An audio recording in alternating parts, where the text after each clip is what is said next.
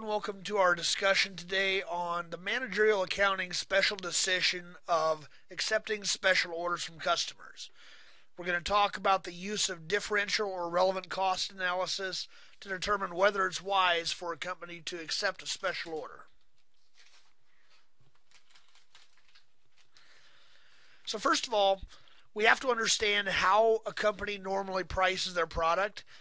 To properly price a product, you really have to understand the full cost. The full cost of that product, including the manufacturing costs like direct materials, which of course are variable. They will change as the activity level changes. Direct labor, again, the more vehicles you produce, if that's your product, the more labor you're going to have to incur. Manufacturing costs, which can be both variable and fixed. But keep in mind there are also other company costs that are non-manufacturing. These are related to selling, general and administrative costs, sales commissions, the corporate headquarters, the CEO's salaries, utilities on the office buildings, things like that. They're still costs, even though they don't relate to a product, an individual product. They have to be absorbed somewhere, and they have to be covered by selling the product.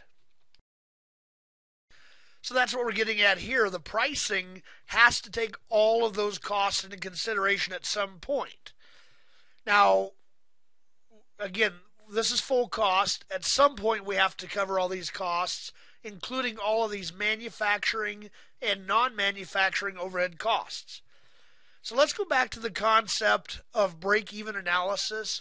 In another lecture, we covered CVP analysis, cost, volume, profit. And we defined the break-even formula. But first we defined contribution margin itself. This was the sales minus the variable costs. That gives you contribution margin. So the important thing to note is as your sales increase, your variable costs are going to increase in the same proportion. Contribution margin, the more of those sales you actually have, you're going to have some difference even with one unit between your sales and variable costs. Let's just say it's $1. So the more units you sell, the more of those dollars you get to contribute to covering your fixed cost. Now remember, when we're talking about the variable costs here, we're talking not only about variable manufacturing costs, but also variable selling and administrative costs. The big thing there might be sales commissions. So all of those variable costs are included, and what we have as a contribution margin is left to cover our fixed costs, both manufacturing and non-manufacturing. Now, the break-even point is when we have enough of that contribution margin to exactly cover our fixed costs. Nothing more, no profit. After that break-even point, every unit we sell, that entire contribution margin, in my example, that $1 goes 100% to profit. We no longer have any fixed costs to cover. So let's just say it took us 1,000 units to break even. As soon as we sell 1,001, 1,002, 1,003 units, those 3 units, the contribution margin is pure profit. Now, with our current sales, it's reasonable to assume we're already at break-even. If we've been operating for a while, it's reasonable to assume that we're already at the break-even point. If we're not, why are we still in business? How are we still in business? So again, we're going to assume that company is now at or above break-even.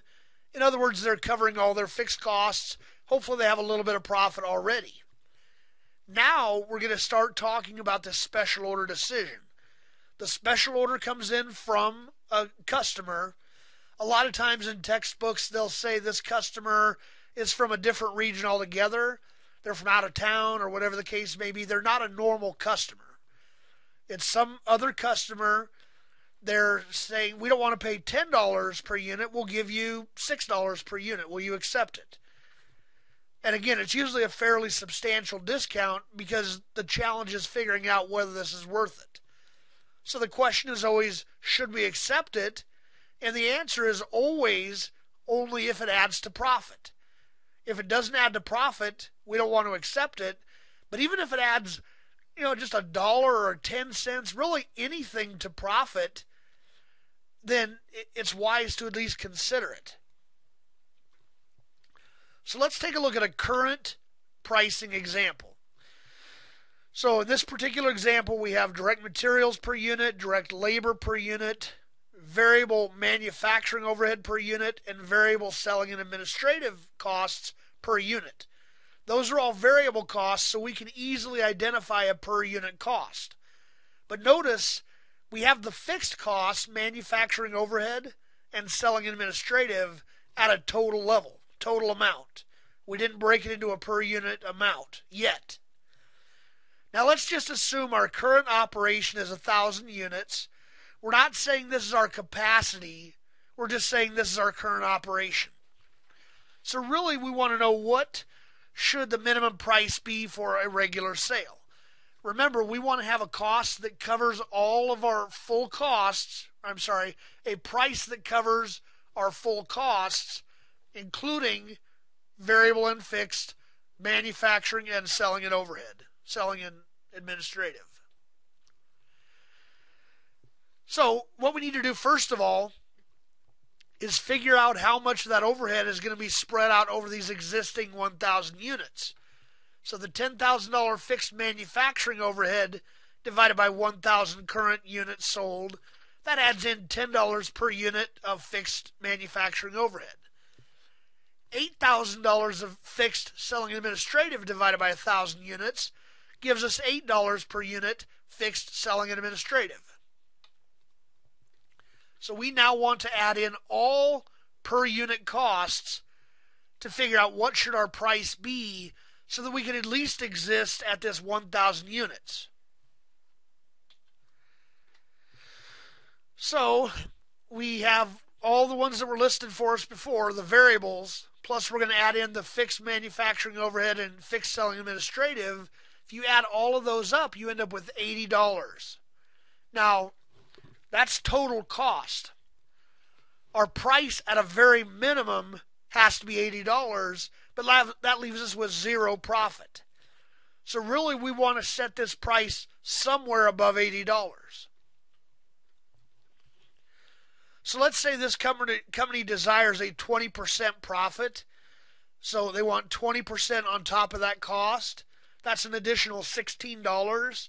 So their price would be $96. So that's the desired price. We're currently operating at 1,000 units. Let's assume we have a capacity to operate at 1,500 units. We have this customer from out of town coming in, and they want a one-time order of 500 units, but they're only willing to pay $70. When you first look at that, it's a big difference between our $96 desired price and our $70 special order offer.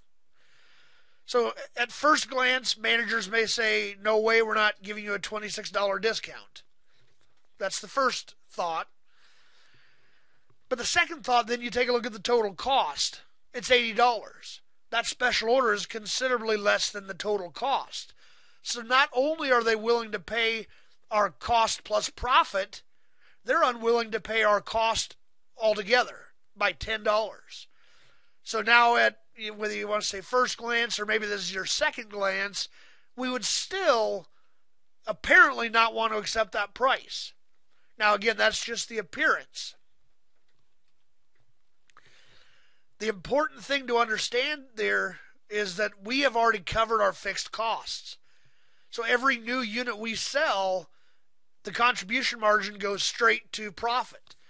So we can ignore fixed costs with the special order decision because we've already covered them with our normal sales. Assuming this is a one-time sale or it's not going to be ongoing like this, it's not going to affect our existing sales, we can ignore fixed costs. We can't do that for all of our sales or we'll never recover our full costs, but we can do it for these special order decisions. A very important assumption here is that we are below capacity. If we are not below capacity, in other words, if we do not have sufficient capacity to operate with these additional 500 units, then we're going to have to go buy some more equipment, buy a new building, and all of a sudden our fixed costs increase again, and they would become relevant in that new situation. But let's assume, again, we did have enough capacity to cover that 500 additional units. If it was 4,000 additional units, however, we wouldn't have the capacity. So we're fine with the 500, and we can just consider all of our variable costs when comparing against the special order price. So our total variable costs were actually $62. Now remember, that includes manufacturing plus selling and administrative. $62 variable cost. If we accept the special order of $70, we're going to get $8 going straight to profit for every additional unit we sell, because we do not have to worry about covering fixed costs. So again, in that example, the $8 becomes the contribution margin, and it's contributing straight to profit. That's why this would be a wise decision. Now, that being said, there are actually other issues to consider before you just go off of the numbers themselves. First of all, we just said we can't increase the sales above the capacity, otherwise we'll have to consider the fixed costs again, the new fixed costs. It can't impact our current sales or customers, because if we lose any of the existing customers, or if the existing customers start to demand that lower price, then we're back to a situation where we're not going to be able to cover our fixed costs. This generally should be short term, and again, how you define that is up to the company. Could be an introductory offer, could be a trial offer, it could be literally just a special order. Somebody they never plan on being in town again. They need a big special order one time, and that's it. It's not going to hurt the existing customers. But another issue to consider is whether they would have paid full price if we didn't accept the special order. Is our product something they really, really need and there's nowhere else to get it? So that's always something to consider. Maybe we can negotiate a bit. So just because they're offering a special order price of 70, maybe we could say, well, what about 75 or maybe 80 or something like that? So that walks us through how to handle a special order decision in a managerial capacity. Hopefully this has helped clarify that concept.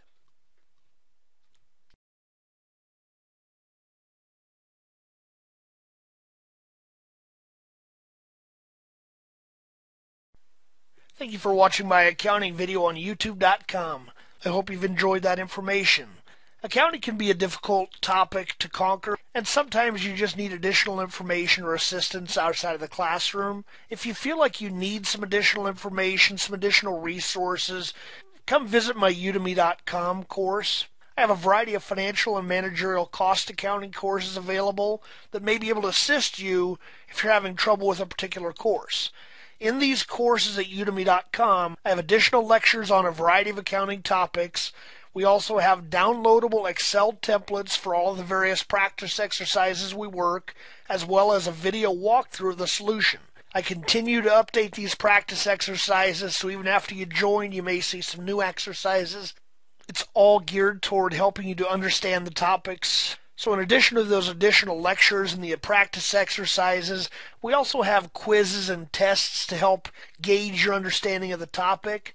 That may give you a better idea if there's something you need to go back and learn a little bit more about, read more about, watch a video on. We also have downloadable study notes that really try to drive that home. There's a downloadable textbook with it. So feel free to come join this class, come take a look at it. You can find this at Udemy.com if you search for Severson, or you can just Google Severson Udemy Accounting to see a list of all the courses that are currently available. Again, I'm working on new courses as we go. Right now you'll see some financial and managerial accounting courses out there. I'm working on the intermediate and advanced side of those particular courses as well, so you may see new ones out there as well. Now, email me for a special 50% off coupon code. You can send an email to chrisseverson@hotmail.com, and I will respond with that code. It's a different code for every course, depending on which one you want. I can also respond with the actual link to that course. Now, all courses at udemy.com have lifetime access, and there's also a money-back guarantee if you're not satisfied. So come check out my course at udemy.com and see if it may be a fit for you. Thank you for your time.